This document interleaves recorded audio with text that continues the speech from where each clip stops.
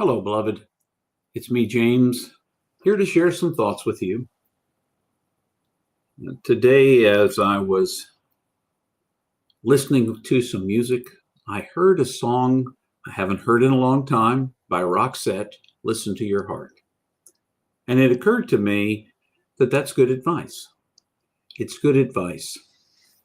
And that I might take a moment to talk a little bit about what I think that means. Now, I'm not talking about listening to your heart for every frivolous and transient little thing that comes along, the things that are impulse responses, reactions to the everyday. I'm talking about listening to your heart at the deepest level to discover perhaps the patterns and sense of purpose that your life is meant to have. Each of us, I believe, is a gift for who we are. My watchword, my watch phrase, if you will, is that each person is infinitely precious and unconditionally loved for the gift they already are. Not just each person, but everything in the entire universe. But if each of us is a gift, what is it about us? What is it that we are meant to bring into being? Now, I can't give you the answer. I can't give you a simple, straightforward answer. But what I can do is tell you that you have one and perhaps suggest to you some ways to discover for yourself what it is that your heart is calling you to do. What is it that your heart is speaking to you? Because I believe, the ancients believed that the heart was the receptor through which it's the organ whose purpose was to receive subtle and perhaps not so subtle messages from the divine.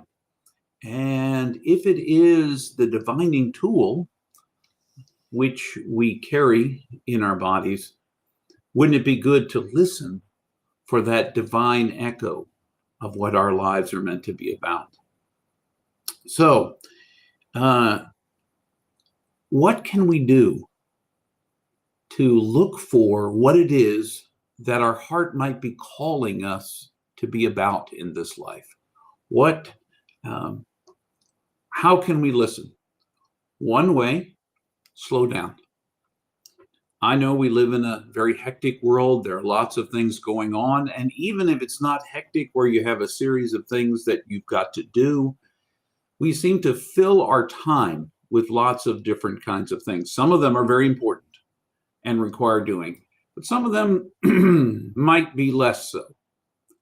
And for those less so things, what would it be like if you tune those out, turn those off, took a step back just to be quiet? Just to sort of meditate and learn to slow yourself down. Certainly that is a way that you can be in touch with what's going on in your heart. I'm not just talking about one sit. I'm talking about through a series of time, you begin to notice some things that are going on. You might be less reactive, less likely to just do something on impulse. Look for something deeper, more meaningful. A second way to look for what's going on in your heart is to look for the patterns in your life. And by that, I mean, when you see certain things that keep arising in your life, certain things that if, for instance, you keep a journal that you keep coming back to, that seem to be calling out to you, that seem to speak to you, or that other people in life may come by notice as a part of their conversation with you or interactions with you in whatever way, that you bear certain gifts, certain abilities, certain skills. And as they affirm that, and as you see the pattern of in your life of those places where you have had the greatest impact, and discover that you're using some of the same things, doing some of the same things, you're bringing some of the same gifts to those moments, that's when you begin to say, there is a pattern here of the things that bring meaning to others through my life, through the gift of who I am. Perhaps yet another way is to be in tune with what you feel in your body. Are there things you have done or are doing that just feel right to you? That you are certain inside, somewhere deep within you, that this is the thing you are meant to be doing. And so when you do it, it has that kind of gut level response where you feel like, this is right. This is right. I am at ease when I am engaged in this way, when I am acting in this way, when I am behaving in this way. I feel a deep sense of ease, of passion, of strength, of encouragement. Those kinds of feelings can help you identify what it is that you might be called to be about in this life. So part of listening to what your heart is calling you to do is tied up with courage. It's uncomfortable to listen to what your heart may be calling you to do. It may be a risky kind of endeavor for you. You've always done you've taken the path of least resistance. You've found others who affirm you for doing that something another way or a different way. You've kind of gotten used to the life that you have and the way that it's happening. And so you're not interested in the discomfort of stretching beyond that which you have already formed as a way of being in the world. It's uncomfortable. And, perhaps that discomfort comes from, a long sort of repetitious reality that makes you feel comfortable. Perhaps it comes from the affirmations you receive for being a good girl or boy or person, non-binary person who goes with the flow. It may be that doing the thing that you feel called to do would expose you. At least if somebody makes a fun of you when you're pretending to be somebody else, it's pretense anyway. But if you're not received well for doing that which is your gift to do, then it feels more personal and it feels like a deeper hit. So it takes a kind of courage. And sometimes we're tied up in our own self-doubts. The messages we've received about ourselves lead us to believe that we are not, we don't bring enough, that we aren't enough.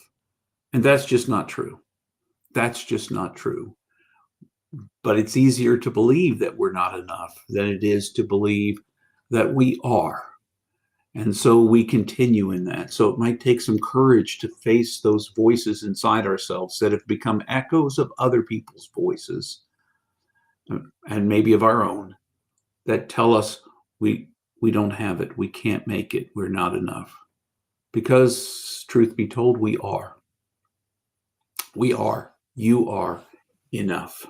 So I want to encourage you to begin to listen at least to your heart in the small ways, to trust yourself. In fact, maybe to find that way to be more deeply aligned with who you really are. That would make you more at home in this world. I know we live in a world right now where being who you are is not always received well. And for some people, it means it takes a lot of courage to be who they are, because we have a loud set of voices that are telling us anything but mainstream, so-called normal approaches to life are wrong. And so those loud voices even push down the truest, deepest self that's within us a little further. I want to suggest to you, it's going to take courage. And it may take allies as well, people to stand with you as you are who you are. And I certainly hope that for you and me, we can find those people. So I want to offer you an opportunity to reflect, to take a moment to try this simple practice with me that will help you know more clearly, perhaps, what your heart's calling you to do. Take a moment, first of all, to reflect. When was a time that you followed your heart and it led to something that was especially meaningful or that mattered to you in some unique way? Think about that for a moment. When was that time when you followed your heart and it mattered? Take a pause. What keeps nudging at you recently? What do you keep feeling like you need to be about or doing in the world? Is there something that's nudging at your soul, that's calling you out to be something more? And if you feel those, as a last thing, how will you act on that? What is one small step you can take to go in the direction that that you're feeling called to, that your heart is inviting you to? So remember, as you engage in this practice of listening to your heart, that listening to your heart isn't about chasing every feeling. It's about discovering for yourself, within yourself, the things that are truly lasting and meaningful to you. Keep that kind of thing in mind. May your heart be true to you, but also may you be true to your heart. Listen to your heart when it's calling to you. What are the echoes throughout you and eternity of what you're called to be about? What gift do you bring? Remember, in the midst of it all, you are infinitely precious and unconditionally loved for the gift you already are. Until the next time, all the best to you.